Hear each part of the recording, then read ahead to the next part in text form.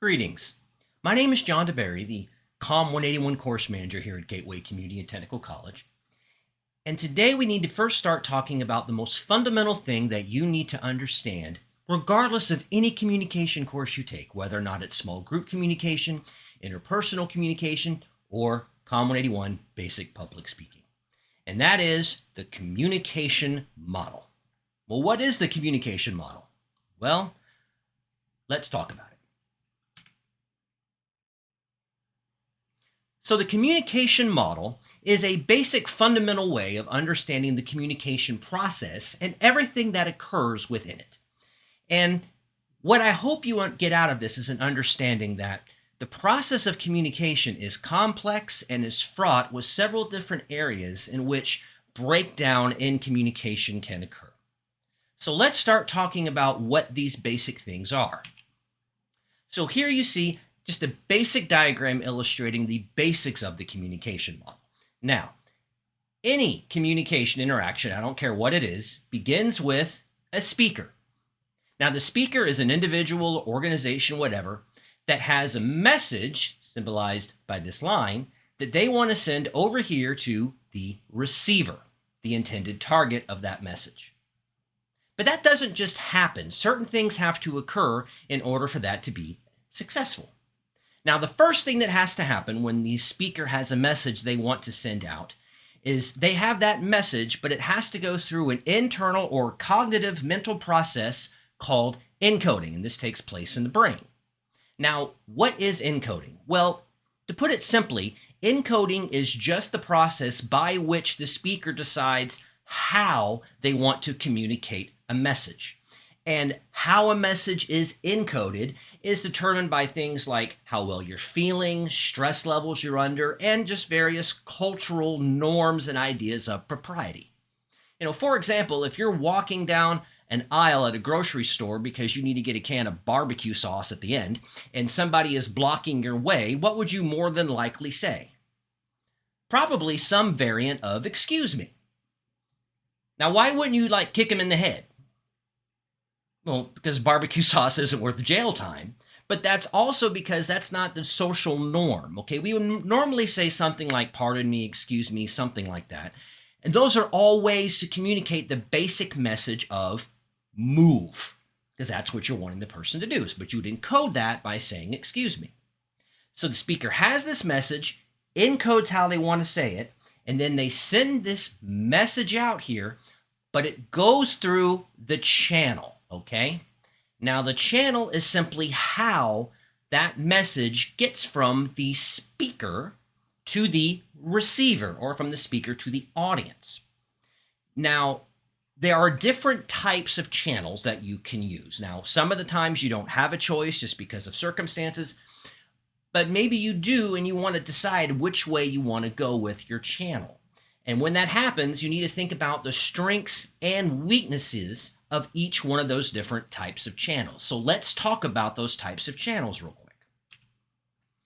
So there's 4 basic types of channels. Now, the first type of channel is what we call face-to-face interaction, often abbreviated as just FTF. Now, this is when both the speaker and the receiver are in the same physical space, all right? You could literally reach out and touch the other person. We're not talking about something like Zoom or Skype or Discord here. You're physically in the same location, the stereotypical teacher classroom that's physical, or a speaker giving a speech to an audience that's present. Now, why might you choose to use face-to-face interaction? Well, the benefits of face-to-face are multifaceted. First one being is that when you are giving a speech using the face-to-face channel, the audience gets what we call the full communication picture. Now, what do we mean by that? Well, if I'm face-to-face with you in an interaction, you not only hear the words I say, but you also hear the inflection in my voice when I say them. You see my facial expressions, you see my gestures, my posture. All that stuff communicates, and you get all of that in face-to-face interaction. The other benefit of face-to-face interaction is what we would call instantaneous feedback, all right? As the speaker in a face-to-face situation, when I tell the audience or the receiver my message, I can immediately see how they're responding to it. And that's of benefit because then that can allow me to know, am I being understood? Am I not being understood? Are they turning more hostile? Am I getting them on my side? That can be invaluable information to a speaker, and you get that in face-to-face. Now, I always get the question, well, yeah, but what if the reaction of the speech is they slap me? Well, you might not like that particular type of feedback, but it is feedback. And you do want feedback. So even if you might not like the feedback you get, the fact that you get it instantaneously is the benefit. So those are the two main strengths of face-to-face. But its major weakness deals with its stability, in that we say face-to-face interaction is the least stable form of communication. Well, what do we mean by that? Basically, what we're talking about here is once you say something and the audience hears it, it's gone. There's no record. Unless somebody takes notes or records it, there's no record of what was actually said. And that can lead to problems later on.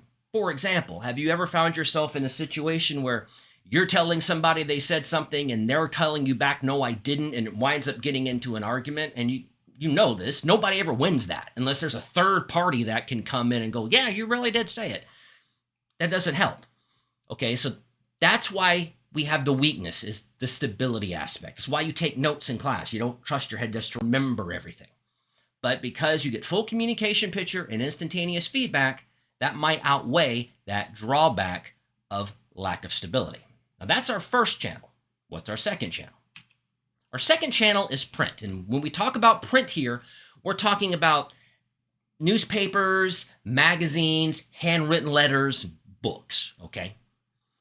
Now, interesting thing about print as far as a channel is this is an important channel to develop in the history of civilization, because what you see in world history is you do not see the rise of any type of empire, if you will, until that society has developed print, until they've developed some type of written language. And this is simply because of logistical reasons. I mean, imagine the United States and you're the president, but the only way you can talk to anybody is by writing a letter. And you need to get something to the governor of California. How long is that going to take? Yeah, it's going to take forever. And then how do you even know they get there? They didn't die of malaria on the way there or whatever. So logistically, you can't do it until they develop a print language. That's when you start to see historically the rise of empires within a culture. And that leads itself to the main strength of print as a channel, that being its stability. It is probably one of the stablest forms of communication. I mean, if you take a textbook and you bury it in the backyard and you dig it up 10 years from now, it's going to say the same thing then that it did the day you buried it. So it's incredibly stable. You can reference back to it all the time. It doesn't change. It can be destroyed, but it doesn't actually just change on its own. There's a record of what was said. That being said, it does have some distinct disadvantages. What are these? Well, number one, compared to face-to-face, you get a very narrow communication picture, right? You just get words on a page. That's it. There's no feedback, really. I mean, how many of y'all, for example, have ever read the same chapter out of a math or science textbook 18 times and still couldn't figure out what it said or what it was meaning? You can't yell at the book. It's not going to say anything. So if that's the situation, then you've got to go to some other medium, whether it's the internet or another person or whatever, to get clarification. It, as a channel itself, cannot provide that feedback and clarification. It's just words on a page. So that's its main drawback, but it is very stable and does have that benefit. Then after print, we get to our third channel, which is called electronic. Now, I want to be clear here. When I'm talking about electronic, I am talking about radio, television, and movies. Text messaging, Facebook, Discord, all that, we're not there yet, okay? Electronic, television, radio, movies. That's it, all right?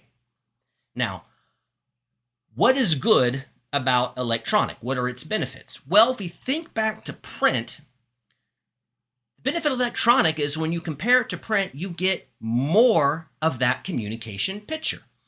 Right? Even if it's just radio, you can still hear the vocal inflections of that person's voice. And again, those communicate. If you ask me how I'm doing and I go, I'm doing great, versus I'm doing great. you can see those communicate different things. And of course, on television or movies, you can actually see the person. So you get more of that communication picture. The other big benefit of electronic is, particularly in this day and age, even with all the new advent stuff with the internet and phones, it is still the best way to get a uniform message out to a large group of people as fast as possible. It's still the best way to do that. I know someone say, what about text messaging or this? There's all kinds of barriers. What if you're in a country that doesn't have good cell service? What if you can't afford a phone?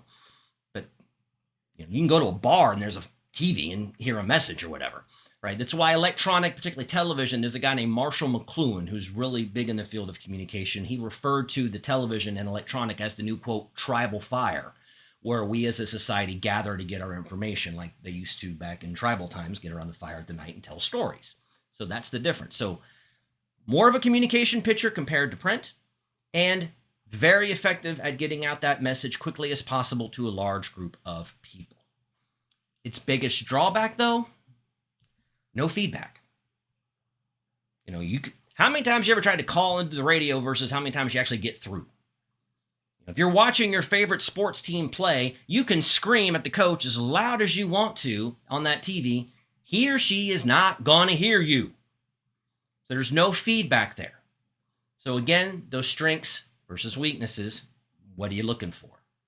And then that leads us to our fourth and final channel, which is referred to as computer-mediated communication, also called CMC. Now, this is all the new stuff. Now, this is a personal opinion here, all right? I want to clarify that. I think within the next 10 to 15 years or so, we might very well see communication scholars break CMC out into a couple of different channel types. The reason for that is all the new stuff is all in this one big area, okay? That's everything from email to message boards to text messaging to things like Zoom. And I think based on what we've talked about, you can see a difference between email and Zoom as far as communication picture, feedback, all that stuff. But currently, it's all grouped in this one category, all right? So here again, what are the strengths and weaknesses of CMC? Well, strengths. In general, at least compared to, face-to-face and even somewhat to electronic, it's very stable. If somebody sends you an email, that email is not going to change. You can save it, bring it up later. It's like, I never said that. Well, yeah, you did. Here's the email. And you can say that type of thing. So it has that stability factor. It's also very mobile, particularly with phones. You can get that message anywhere. And you can get up-to-date information anywhere with that type of thing. Okay, so mobile, very up-to-date, more of a communication picture. And it's fair to note that this has really changed the communicative lives of several groups of people. For example, one group of people that has totally had their communication ability totally changed by the advent of CMC, particularly things like text messaging, is the deaf. Because it has allowed them to communicate much easier than they had. Think about it. If you were a deaf person and you were going to try to meet your friends at 8 o'clock and you were running late, you didn't have text, how would you do that? How would you let them know? Phone's not going to work, if they're deaf particularly. But now you can have text and stuff so you can communicate differently. I had a deaf student once that just raved about how much her life had changed since she got a smartphone and could text and email and so forth. So huge improvement to people's lives. Now, what are the drawbacks of CMC? Well, it does suffer from some of the same issues that we have with print, in that in most cases, and this is why I think they'll break things like Zoom out in a different category eventually, for most cases, it's still just text on a page. A text message is just text. Now, it provides the benefit, as print doesn't, of feedback. I send you a text, you can send one back, and that happens very quickly. But it's still just text on a page.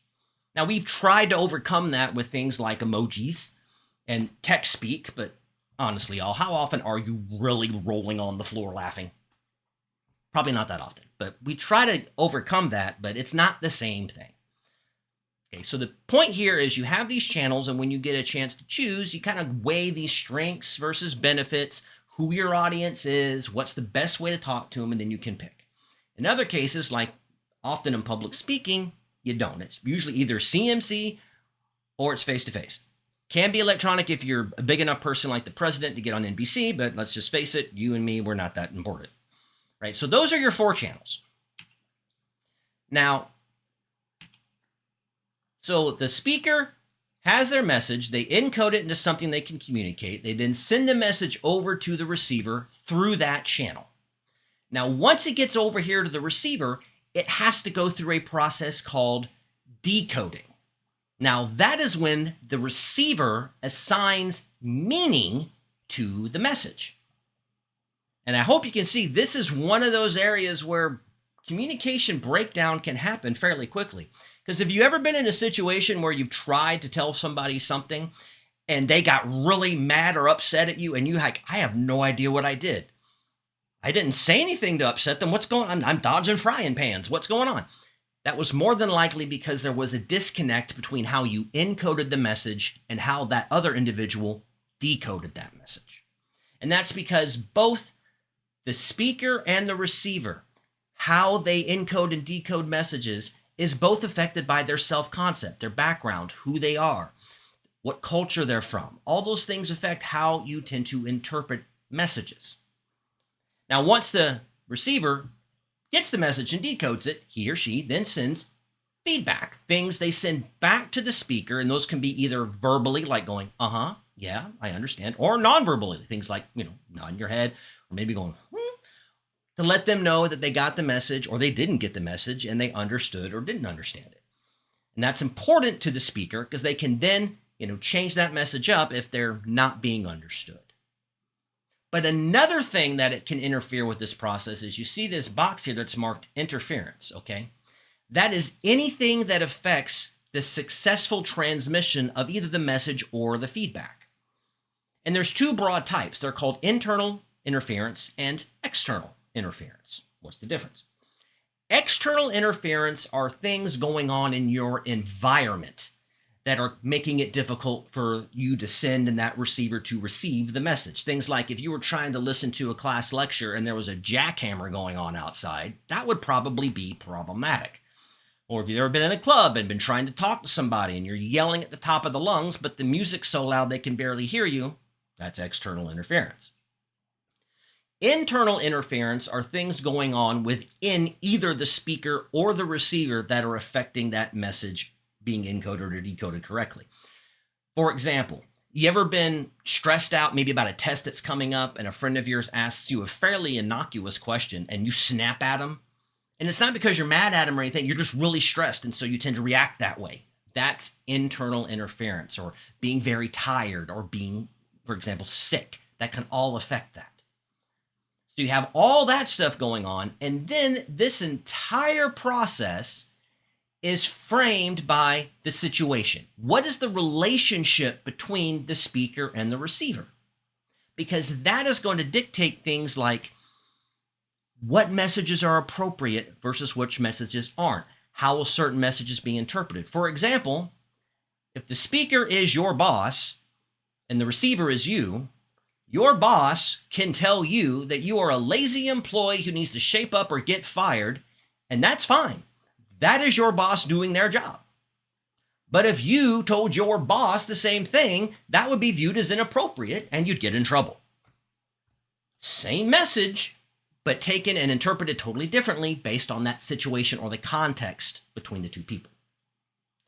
Now, the challenge of communication is, you see, there's all these different things in here that can go wrong or can interfere with that message being successfully sent, received, and feedback coming back. And you've got to be able to navigate all that. And specifically when we talk about public speaking, a lot of the tips and techniques that we're going to discuss in public speaking, I know some of them may sound ridiculous as we get to them. But the reason why you have to do them that way is because it's been shown over and over again that they give you the best chance of being able to successfully manage all the stuff going on in this model and be successful in your communication interactions. So that is the basics of the communication model. I hope you now have a little bit of a better understanding of everything that's involved in communication. And as we go through this course, we'll be referring back to that model time and time again to explain why we do things the way we do do it and why you may need to do something a certain way. It's because, again, it deals and gives you the best chance of doing well with all the things in that model. So I hope this was informative. I hope you took something from it, and I will see you in our next video.